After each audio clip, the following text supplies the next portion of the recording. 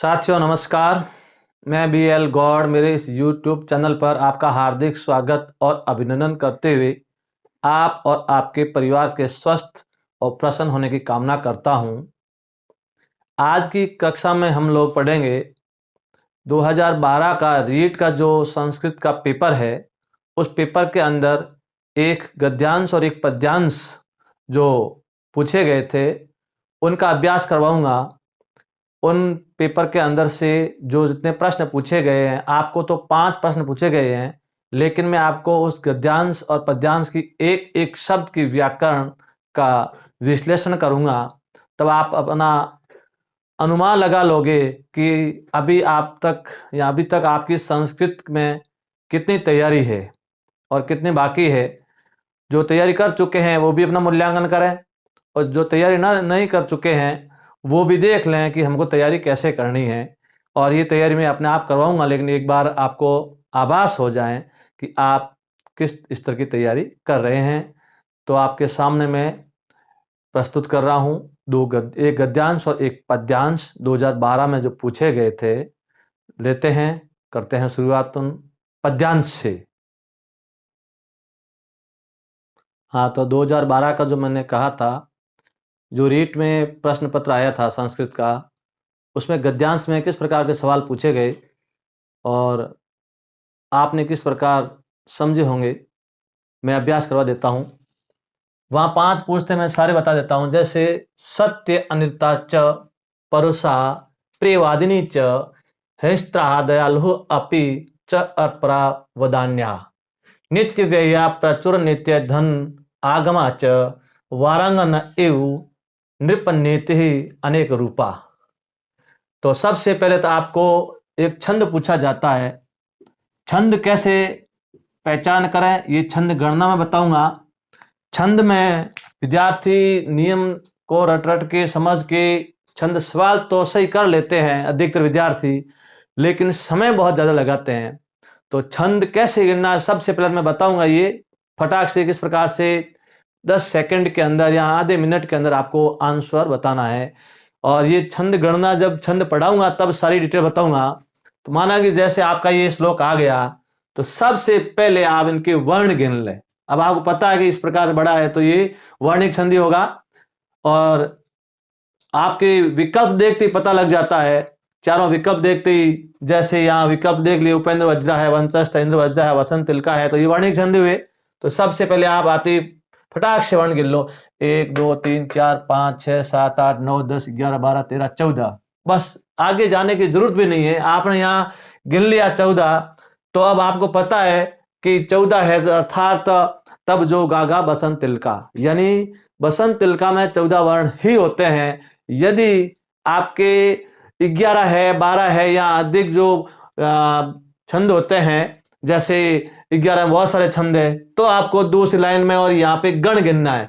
यदि आपको यहाँ पे जैसे बसंत तिलका और मालिनी छंद है तो 14 पे, और ये बसंत तिलका है और 15 पे मालिनी है, तो कोई भी गण भी गिनने की आवश्यकता नहीं। सीधा आपने देखा कि 1 2 3 4 5 6 7 8 9 10 11 12 13 14, फट झटाक से आपने किया। देखिए कौन सा ऑप्शन है, ऑप्शन नंबर 4, अर्थात बसंत तिलका। तब जो गागा बसंत तिलका। ये मैं आपको जब करवाऊंगा तब छंद आपको 30 सेकंड यानी 20 सेकंड से भी पहले आपको छंद का उत्तर देना है, और वो समय बचा कि आपको आगे काठिन्य स्तर के प्रश्न हल करने हैं। क्योंकि वो तो है नहीं, एक संस्कृत है, आपकी रीड बहुत सारे हैं, सब्जेक्ट है। फर्स्ट लेवल में तो आप मैथ्स है, साइकोलॉजी है, पर्यावरण है, 2 लैंग्वेज है, तो सारा समय तो आपको लगेगा ही। तो इस प्रकार से सबसे पहले आपको छंद गिनते समय आराम से वर्ण गिन ले पहली लाइन में। और 14 है जो एक ही छंद है जितने मात्राओं का, तो आपको वर्ण गिनने। अब आपके यहाँ पे 11 पे आगे उपेंद्र वज्रा है, इंद्र वज्रा है, उपजाति है, ध्यान देना, और भी है। तो अब उस समय आपको क्या करना है, जैसे उपेंद्र वज्रा दिया है तो आपको ये गण भी गिनने पड़ेंगे, चारों पढ़ने पड़ेंगे। तो आप में उस समय थोड़ा समय ज्यादा लगता है, लेकिन वही मैं लगने नहीं दूंगा किस प्रकार से आप करना। ये सारी चीजें बताऊंगा आपको छंद गणना में। जब छंद के YouTube चैनल पर आपके वीडियो आए उस समय सारे छंद के आप देखना, तो आराम से कम 10 और 15, मैं तो मानता हूं 10 सेकंड के अंदर बच्चा कर लेता है, और करता है मेरा पढ़ा हुआ बच्चा। अब आगे आते हैं, इनके पूछा जाए संधि क्या है, तो छंद अपना हो गया संधि सत्य प्लस अनिर्ता, दीर्घ संधि। ध्यान देना, यहां पे आपको अपने टुकड़े करने हैं, सत्य प्लस अनिर्ता, ये संधि बन गई। अब ये पूछ लिया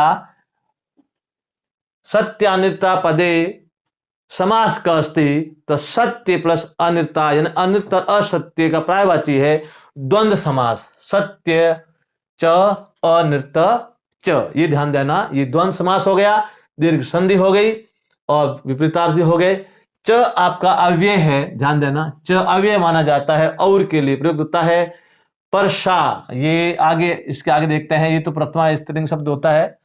और प्रियवादिनी, ये ध्यान देना, प्रियवादिनी बहुत अच्छा सवाल है, यहाँ पे आपके समास भी बनता है और प्रत्यय बनता है, ये ध्यान देना। तो प्रियवादिनी इनी, इनी ध्यान देना, ये प्रत्यय है आपका, इनी बोला जाता है, लेकिन इनी को शाब्दिक रूप में इणी पूछा जाता है, तो आगे आएगा इसमें प्रत्यय हो जाएगा आपका इणी। और समास प्रियवादिनी, प्रिय बोलने वाली, ध्यान देना। अब ये पूछा जाए तो किसी के लिए आया है, तो अब हमेशा श्लोक के माध्यम से करेगा वो तो सही करेगा, और सीधा किया वो तो क्रमधारय करेगा। लेकिन यहाँ प्रियवादिनी शब्द यहाँ श्लोक में किसी के लिए आया, ध्यान देना, पूरा पढ़ोगे तो पता लगेगा, तो बहुब्रीहि समास हो जाएगा। ध्यान देना, प्रियदर्शनी है, प्रियवादिनी है, ये सुलोचना है, सुहंसी है, सुहंसना है, ये सारे ऐसे शब्द आते हैं जो बहुब्रीहि समास के हैं। और ये भी देखो च अभी आ जाएगा, हिष्ट्राह, ये स्त्रा हो रही तृतीय विभक्ति है। दयालु अपि, यह आपको पूछ लिया संधि कौन सी है, मैं रुत्व र, आपके पीछे वाले विसर्ग संधि का जो वीडियो आपने देखा है तो कर सकते हैं। पद के मध्य र है, र से पहले ह्रस्व स्वर है, तो आपका र का विसर्ग होता है। ध्यान देना बंधुओं, ये मैं आपको करवा चुका हूं, विसर्ग संधि का एक वीडियो डाला है, उसमें आपको ऋतु विधान समझा चुका हूं। संस्कृत में ऋतु संधि होती है, विसर्ग की पहचान कैसे करोगे, पद के मध्य र आया, र से पूर्व ह्रस्व स्वर जो वर्ण है उस पर छोटा, यानी ये छोटा मात्रा है, तो अब इसमें क्या हो जाएगा, दयालु प्लस अपि, विसर्ग संधि, विसर्ग की ऋत्व संधि। अपि अव्यय आपका, ध्यान देना।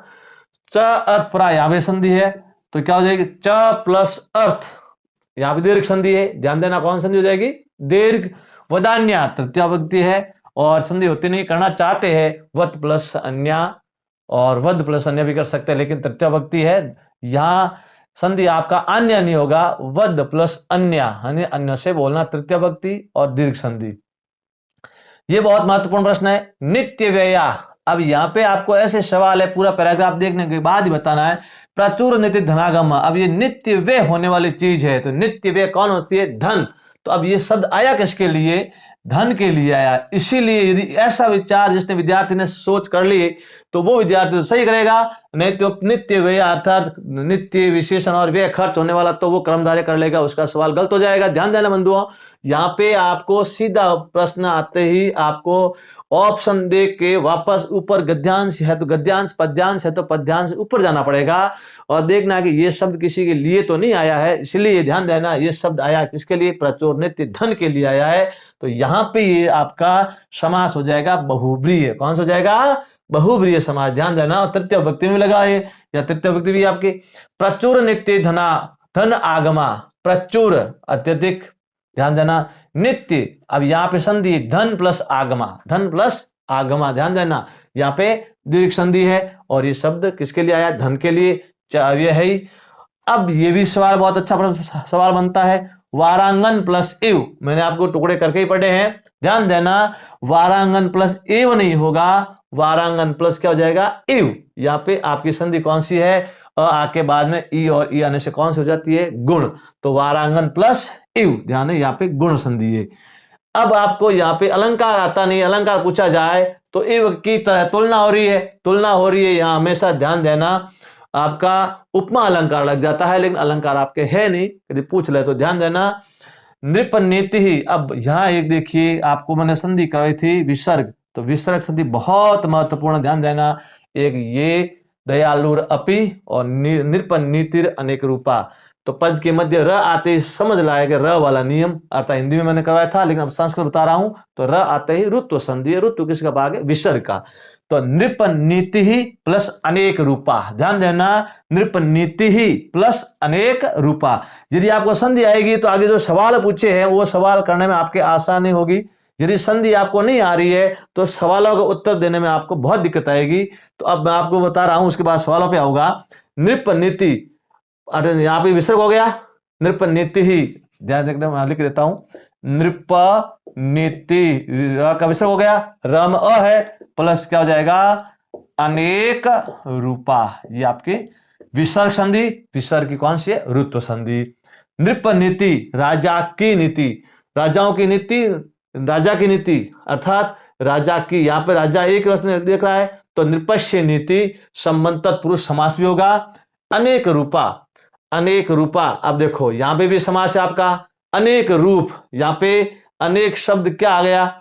यहां पे संख्या आ गई, तो अनेक रूप है जिसके, अर्थात यहां रूप किसके लिए आया है? नीति के आए, तो यहां पे भी ये बहुब्रीहि समास हो जाएगा। ध्यान देना बंधुओं, यहां पे सबसे ज्यादा समास नुकसान देता है, यानी संस्कृत में समास और कारक जिसके राइट हो जाते हैं वो संस्कृत में एक नंबर भी नहीं गंवाता है, सारे नंबर ला सकता है। और समास वो बंधु राइट करता है जो गद्यांश या पद्यांश के माध्यम से उत्तर देता है। ध्यान देना, केवल ऑप्शन पढ़ के वापस ऊपर नहीं जाता है तो वो अधिकतर विद्यार्थी सवाल गलत कर देते हैं, इस बात का आप ध्यान दें। अब आता हूं सवालों पे। जैसे पहला सवाल पूछा गया था, का अनेक रूपा विद्यते। अब देखो का, आपको देखना है कि का आया, इसका मतलब स्त्रीलिंग का शब्द है। किम सर्वनाम है? का, ध्यान रखना पुल्लिंग में आता है, का स्त्रीलिंग में आता है। इस सर्वनाम शब्दों में बताऊंगा, आगे शब्द रूप धातु रूप लेंगे तब। अभी तो बिल्कुल प्रारंभिक स्तर है आपके, जब व्यवस्थित मैं शुरू करूंगा तब पाठ्यक्रम। अभी तो अपना संस्कृत में केवल सामान्य ज्ञान चल रहा है, अनुवाद चल रहा है। अनुवाद में पूरे काफी वीडियो डालने के बाद में जब वापस आपके पाठ्यक्रम विधि विधान शुरू करेंगे तब सारी चीजें आएंगी, तब आपको ये जानकारी मिलेगी। तो का बता देता हूं, स्त्रीलिंग शब्द के लिए आया है, तो आपको देखना है कि का है तो स्त्रीलिंग शब्द ही आना चाहिए। अनेक रूपा विद्यते, अब यहां अनेक रूपा में यहां कहीं नहीं दिख रहा आपको अनेक रूपा, लेकिन संधि की है, नृपनीति अनेक रूपा, राजा की नीति के अनेक रूप। आया बात समझ में? तो अब आपको यहां पे संधि कर ली तो आप फटाक से कर लोगे, क्या लोगे? नृपनीति, नहीं तो आपका सवाल गलत हो जाएगा। ध्यान देना बंधुओं, सारा खेल संधि के ऊपर है। इसी प्रकार से दूसरा है प्रियवादिनी इति अत्र, ध्यान देना, ये संधि बना है इति अत्र, यहां का प्रत्यय, प्रत्यय कौन सा प्रयुक्त हुआ है? ऋणी है, इनी है, ए है, नो है। तो आप इनी लग रहा है, इन्नी में इनी आ रहा, देखो ध्यान रखना, लेकिन ये इनी भी है, लेकिन आपका वास्तविक प्रत्यय क्या होगा? ऋणी होगा, इसको ये बोला जाएगा। आगे नित्य व्यय इति अत्र समास कह, ये मैंने आपको बता दिया था। नित्य व्यय शब्द अब यहां है, लेकिन अब आपको ये सवाल देख के वापस ऊपर जाना है। नित्य व्यय प्रचुर नित्य धनागमा, अर्थात धन के लिए आया है, तो यहाँ पे किसी के लिए आने से अन्य पद हो जाता है, तो ये आपका समास कौन सा हो जाएगा? बहुब्रीहि। तो यहाँ पे बहुब्रीहि समास हो गया, या आपका नृपनीति हो गया, या ऋणी प्रत्यय हो गया। अब आगे देखिए, वारांगन प्लस, यहां बोलने वारांगन नहीं बोला जाएगा, लेकिन संधि विच्छेद करोगे तो यहाँ पे आ के बाद ई और ई आता है, तो वारांगन प्लस इव। अब संधि कौन सी है? देखो यण में क्या, य व र ल आता है, य बनता है ई और ई से, व बनता है उ और उ से, र बनता है री और ई से, ल बनता है लृ से। तो ये यण संधि इसमें है नहीं। गुण अर्थ अ के बाद में उ और उ आने से ओ होता है, ई आने से ए होता है, री आने से अर होता है, लृ आने से अल होता है, तो ये गुण संधि होगी, क्योंकि ई आ गया। दीर्घ में समान अक्षवर्ण है, अयादि में ए आई ओ औ है, आय आय औ अब आय होता है, इसलिए आपको यहाँ पे संधि कौन सी राइट करनी थी? गुण की है, ठीक है। और जब आप ध्यान देना, ऐसे आपको शब्द आते हैं और ऐसे प्रश्न आते हैं तो आप चारों ऑप्शन देख के पता लगा सकते हैं। कभी कंफ्यूज हो जाते हैं कि यह में तो यहाँ पे है, देखो जरा लवा है ही नहीं इसमें, और दीर्घ में यहाँ लग रहा है, तो वार प्लस अंगन प्लस एव, यहाँ वार शब्द बैठेगा नहीं, क्योंकि यहाँ पे वापस शब्द का अर्थ निकलना चाहिए। अयादि है ही नहीं, अयादि आय आय आ होता है, तो अपना पता लगा लोगे कि ये ए पढ़ी हुई है, संधि में पढ़ाऊंगा आपको तब पता लगेगा, बाकी अभी आपकी दिक्कत आ सकती है। आगे श्लोके अस्मिन् छंद अस्ति, ध्यान देना, अब आपका श्लोक ही पढ़ा हुआ है, तो उपेंद्र वज्रा में ध्यान देना, यहाँ पे 11 वर्ण आते हैं, वंशज 12 आते हैं, इंद्र वज्रा में 11 आते हैं, और आपके यहाँ से पहले से गिन लिया 1 2 3 4 5 6 7 8 9 10 11 12 13 और 14 आते ही सीधा आपको देखना है कि तब जो गागा बसंत तिलका, तब जो अर्थात तगण भन भगण जो दिवस लिखा है अर्थात दो जगण गागा अगर दो गुरु, कहना करते वो आप याद ही नहीं करना है, पढ़ाऊंगा सारी चीजें लेकिन पहचान वहां आपको, ये तो नहीं है कि 1 नंबर है मेरे को छंद मजे का आता है ठरके से पढ़ेगा धीरे धीरे करेगा कि मैं तो छंद तो राइट करूँ, राइट क्या करोगे तुम 5 सवाल से पीछे रह गए और तुम्हारी सीट तो खलक ले गए, तो इससे क्या फायदा। हाँ समझा रहा हूं पढ़ते समय सारी बारीकी से पढ़ें, लेकिन परीक्षा के अंदर समय न करें, परीक्षा में समय का मैनेज करना बहुत महत्वपूर्ण है। ध्यान देना इस सवाल के पीछे 5 नंबर के विद्यार्थी सवाल छोड़ जाते हैं, या पीछे कोई सवाल आगे सवाल सही होता ही नहीं है, क्योंकि वह जिसको पता है कि आपको वो देखेगा बाद में ये गणना करेगा, लघु गुरु से करेगा, वर्ण जोड़ेगा, गण बनाएगा, क्या फायदा उससे। वो हाँ पढ़ते समय को नहीं, आपको सारी चीज करवाऊंगा, आपको अच्छी आती है, आपको वहां अपनी शीट निकालनी है। बंधुओं एक सवाल यदि आपने 30 सेकंड का और आप 3 मिनट लगा दिए 5 मिनट लगा दिए तो कितने सवाल से पीछे रहोगे। तो इसलिए ध्यान देना बसंत तिलका में 14 वर्ण होते हैं, ये एक ही छंद है 14 का 15 का, बाकी तो बहुत सारे हैं, तो ऐसे सवालों को ध्यान दें। बसंत तब जो गागा बसंत तिलका, आपको आ रहा है कि आपने बसंत तिलका में त गण है, भगण है, 2 जगण है, 2 गुरु है, आपको याद है अपने दिमाग में रखिए, लेकिन फटाक से गिन लिया 1 2 3 4 5 6 7 8 9 10 11 12 13 14 टक अपना कौन सा कर लिया बसंत तिलका, फटाक से आगे चले गए। यदि आपने कर लिया बसंत तिलका मजे का छंद आया है और गिनू में, अरे गिने क्या तुम्हारे खलक सीट ले रहे हैं, ध्यान देना एक सवाल से पीछे रहना, इसका मतलब बहुत, मैं नहीं कह सकता इतना नुकसान हो सकता है। इस प्रकार से आपको ये श्लोक करने हैं, श्लोकों के अभ्यास करने हैं। यहाँ तो 5 पूछे मैंने, आपको बहुत सारे सवाल एक एक शब्द की आपकी व्याकरण बताई। इसी प्रकार से ये सारी व्याकरण आप कब कर पाओगे, जब संस्कृत की सारी व्याकरण पढ़ोगे तब। और मैं ये अनुवाद प्रकरण के बाद में व्यवस्थित क्रम से आपकी वीडियो पाठ्यक्रम से शुरू करूंगा। अभी प्रारंभिक तौर से चल रहे हैं, धीरे धीरे सिस्टम हमारा सुधर रहा है, तकनीकी कमियां दूर हो रही है। अब आप रोज वीडियो में कोई न कोई नया सुधार देखोगे। अब इसके बाद एक गद्यांश ले रहा हूं जो परीक्षा में पूछा गया है और उसमें किस प्रकार से प्रश्न पूछे गए हैं, आपको कितने आते हैं, एक एक शब्द की व्याकरण के साथ विश्लेषण करूंगा। अब ले रहा हूं गद्यांश, ध्यान से देखें समझें। हाँ तो अपना पेपर की बात कर रहे थे, पहले पद्यांश लिया, अब गद्यांश देखिए परीक्षा में किस प्रकार से प्रश्न पूछे गए। वहां 5 पूछते हैं और मैं आपको एक एक शब्द की व्याकरण बता रहा हूं, उससे अनुमान लगा लें। भारतवर्ष एक महान देश वर्तते, तो भारतवर्ष या भारतवर्ष, तो भारतवर्ष अपना देश नाम है। एक महान देश, यहां आपकी व्याकरण बनेगी एक महान देश, तो अब यह एक प्रथमा व्यक्ति है, महान देश पूछा जाए तो महान देश में विशेषण विशेष्य क्या है, ध्यान देना विशेषण विशेष्य भी पूछा जाता है, तो महान शब्द हो जाएगा विशेषण और देश हो जाएगा विशेष्य, अर्थात जिसकी विशेषता बताई जाए। एक महान देश, एक भी शब्द विशेषता है क्योंकि एक संख्या ज्ञान है, ध्यान देना। यदि दोनों साथ आए विशेषण शब्द क्या है, एक महान देश उपसर्वे, तो आपको देखना एक महान, ध्यान देना महान देश में महान देश आता है, हालांकि तो नहीं पूछा जाता, आगे पूछा तो ध्यान देना होगा। महान विशेषण है और देश विशेष्य है, और देश प्रथमा व्यक्ति का एक वचन पुल्लिंग। आगे वर्तते, वर्तते वृत्त धातु लट लका प्रथम पुरुष का एक वचन है, ये आत्मनेपद पद है। वर्तते वर्तते वर्तनते, ध्यान देना वर्त वृत्त धातु है और लट लका प्रथम पुरुष का एक वचन, यानी भारतवर्ष एक महान देश है। तो है में वर्तते भी आता है, अस्ते भी आता है, विद्यते भी आता है, ध्यान देना। अस्मिन अनेके प्रदेशः सन्ति, ये बहुत अच्छा है, यहां सर्वनाम है। अस्मिन कौन सा सर्वनाम है, इदम सर्वनाम पुल्लिंग सप्तमी व्यक्ति का एक वचन, अस्मिन अनयो एषु, ध्यान देना।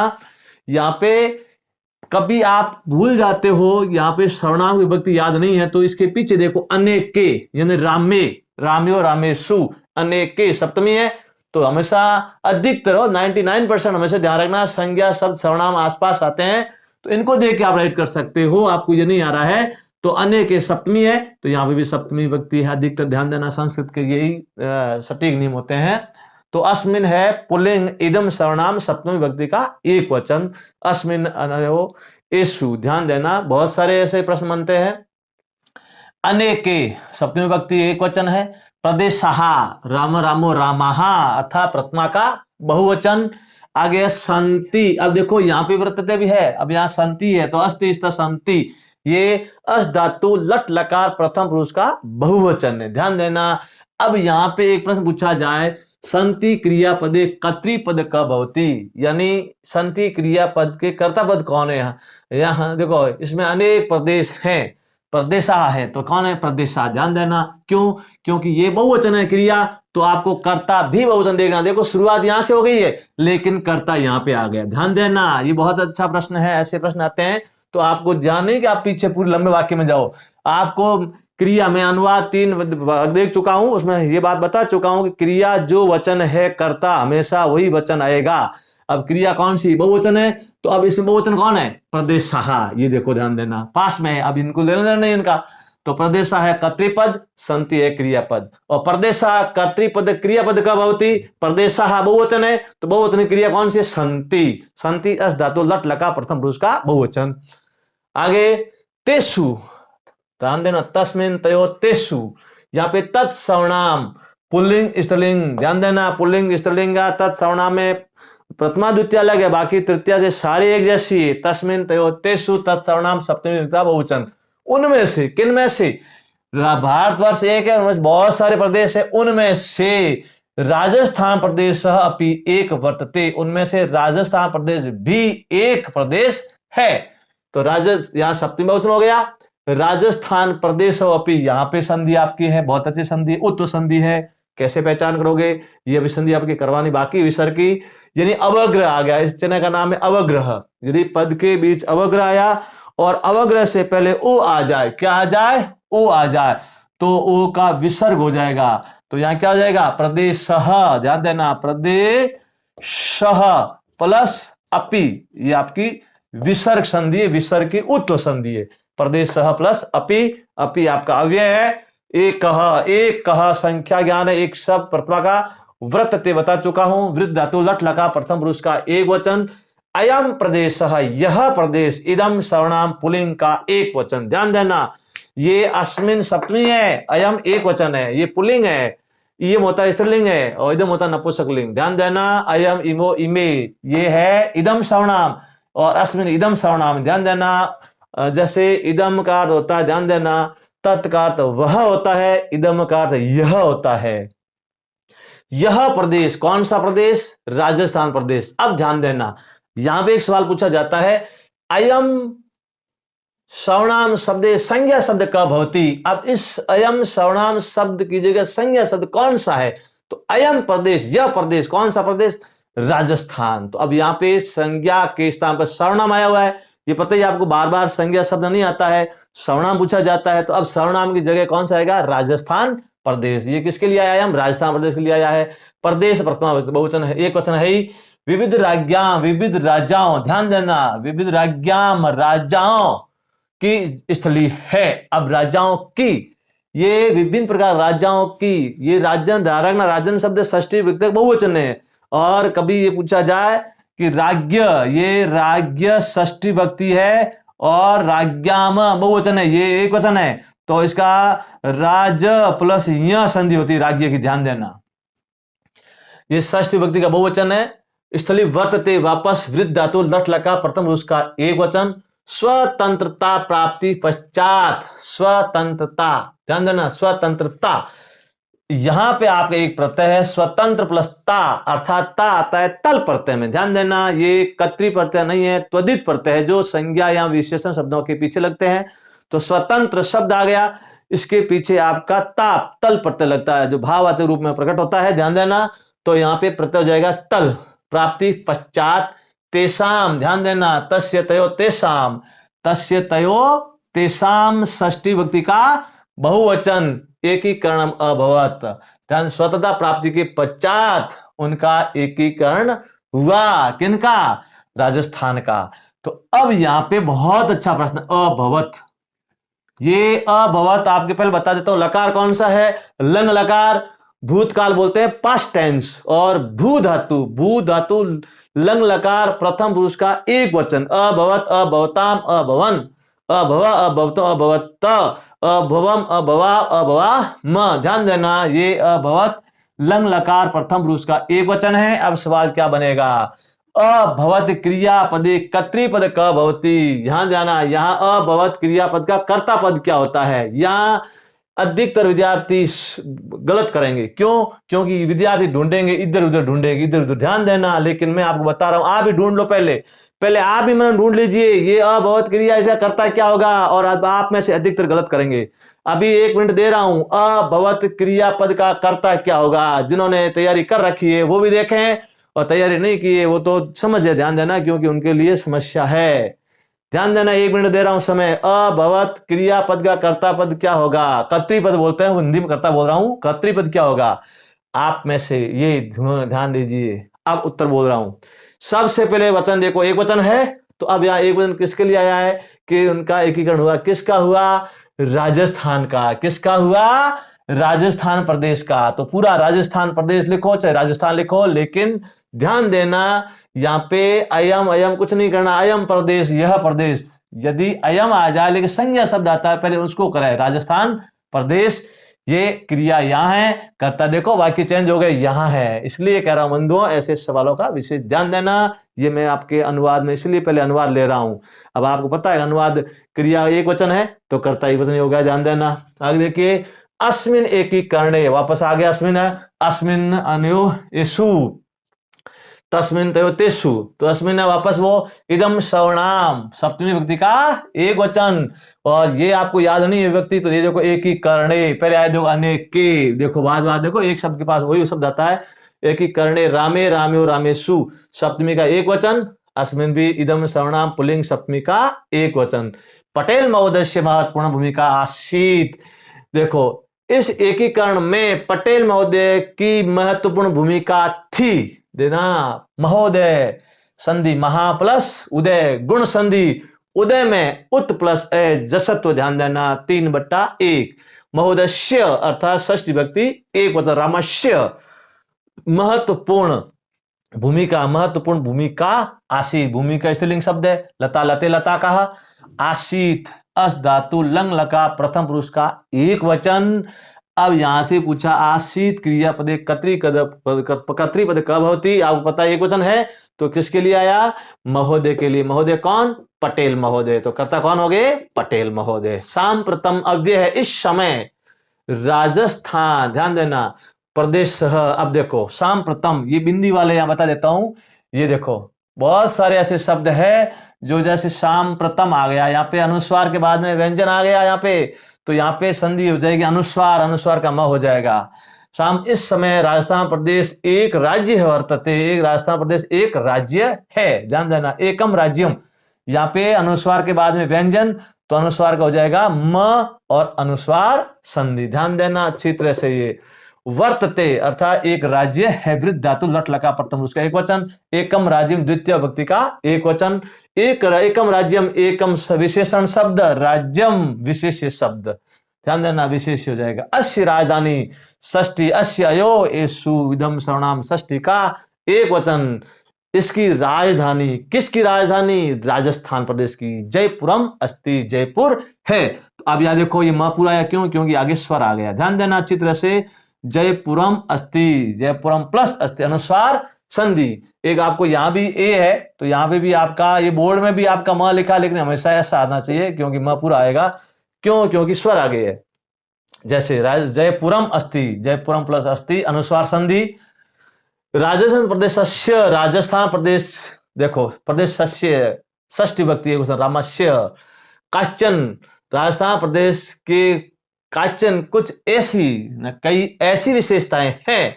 कहा प्लस चन, ध्यान देना, सत्व संधि विसर्ग की दिशा वाला नियम करवाना बाकी है। और एतादृश्य, ये देखो अब यह है एतादृश्य, इस प्रकार से विशेषता संति, इनकी विशेषता है। देखो बहुत अच्छा प्रश्न है।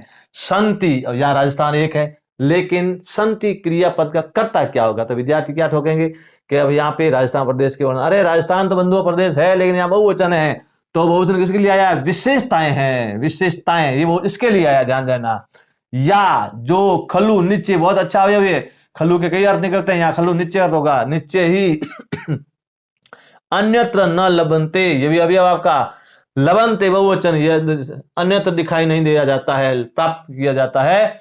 लब धातु लट लकार प्रथम पुरुष का बहुवचन आत्मनेपद, लभते लभेते लभन्ते, ये बहुत कठिन धातु होती है, लेकिन आपको करवाएंगे, धातु बनाएंगे सब। अस्य प्रदेशस्य भूमि, इस प्रदेश की भूमि, किस प्रदेश की? राजस्थान प्रदेश की भूमि। भूमि इकारांत एक वचन है। वीराणा वीरांगना नाम च जननी वर्ते, वीरों और वीरांगनाओं की माता है, जननी है, ध्यान देना।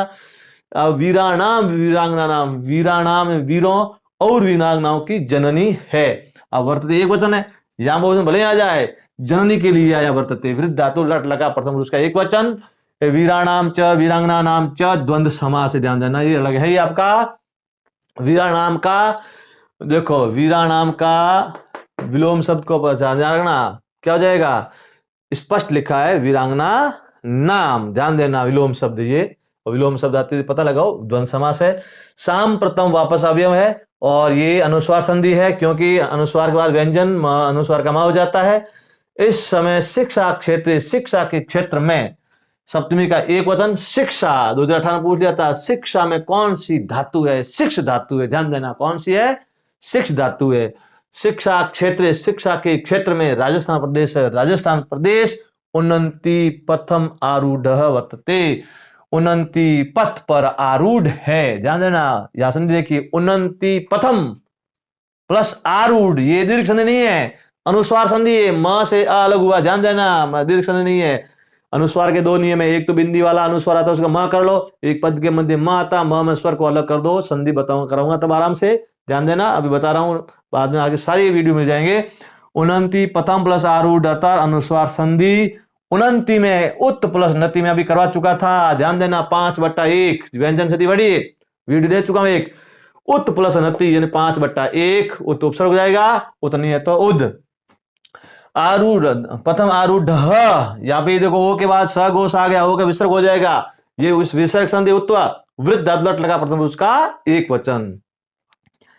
अत्र अवयव, अत्र यहां छात्राणाम, छात्राओं के लिए, षष्ठी का बहुवचन, और कृत्य कारक में भी आएगा आपको, कृत्य के युग में षष्ठी विभक्ति होती है बंधुओं, ध्यान देना, कृत्य करते के लिए, और के लिए चतुर्थ विभक्ति होती है, लेकिन यहां कृत्य के योग में आया, छात्राओं के लिए। उच्च शिक्षा या उत्तम व्यवस्था वर्ते, छात्राओं के लिए उच्च शिक्षा की उत्तम व्यवस्था है, उच्च शिक्षा की, ध्यान देना, शिक्षा यहाँ आकारण, शिक्षा स्त्रीलिंग शब्द है, तो इसलिए लता यहाँ, ध्यान देना, शिक्षा यहाँ षष्ठी का एक वचन, उत्तमा, उद प्लस तमा, यहाँ पे उद हो जाएगा, देखो 1/3 त थ द, और उद उपसर्ग हो जाएगा, वी प्लस ओ प्लस स्था, व्यवस्था में पूछा जाए कितने उपसर्ग लगे हुए हैं, और उपसर्ग और मूल पद क्या है, तो वी प्लस ओ प्लस स्था, वी प्लस अवस्था में हो जाएगी यण संधि, देखो यण संधि 1 2 उपसर्ग हुए, धातु हुए 3 4 प्रश्न बन गए, तो वी प्लस अवस्था हो जाएगी यण संधि, उपसर्ग हो गए 2, वी प्लस ओ, और मूल शब्द होगा स्था धातु, ध्यान देना, मूल धातु।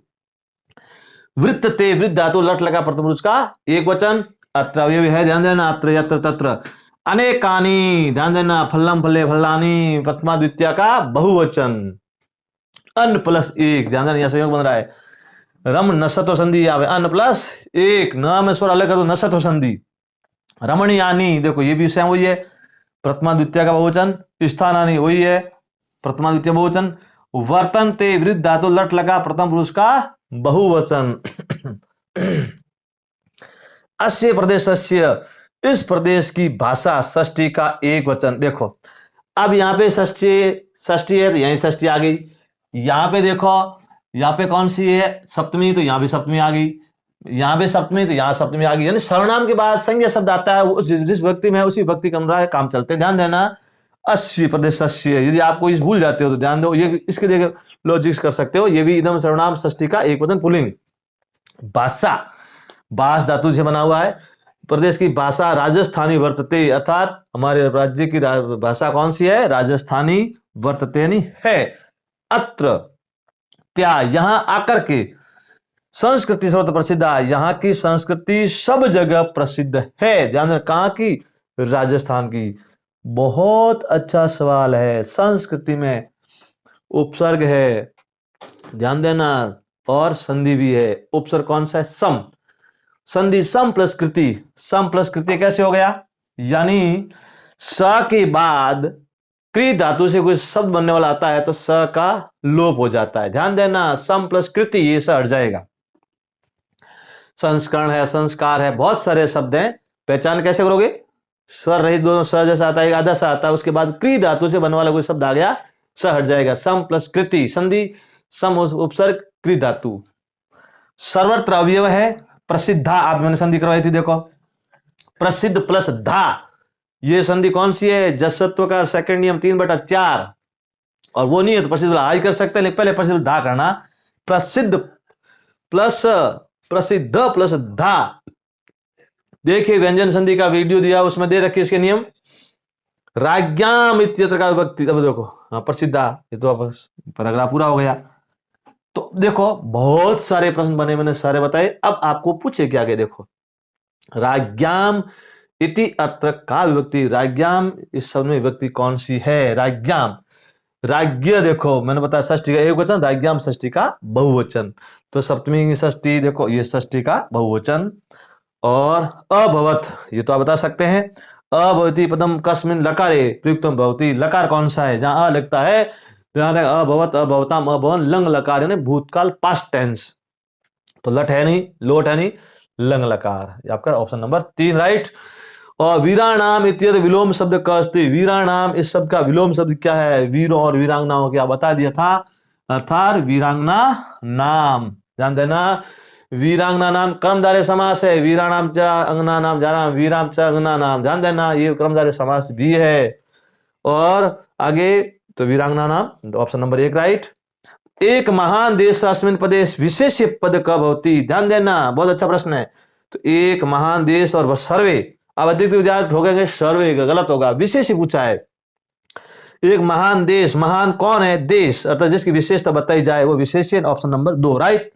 इस प्रकार से आपको ये पैराग्राफ मैंने समझाया। इस प्रकार से पैराग्राफ आपके परीक्षा में आएंगे, वहां आपको सवाल पूछेंगे 5, और मैंने पूछे आपको इसमें बहुत सारे प्रश्न। देखिए कितने बनते, अर्थात कहने का मेरा अर्थ यही है, एक एक शब्द की आपको ग्रामर आएगी तभी जाके अपने 5 अंक बढ़ेंगे। इस प्रकार से 5 का गद्यांश आएगा, 5 का पद्यांश आएगा। मैंने दोनों आपको समझाए हैं, उम्मीद करता हूँ आपको अच्छे लगे होंगे। और जिनने पढ़ी हुई उनको तो मजा आया होगा, और जिन्होंने व्याकरण नहीं पढ़ी उनके लिए तो ये 1 घंटा टाइम खराब होगा, 1 घंटा, लेकिन मन दो पढ़ लो, एक बार पता लग जाएगा।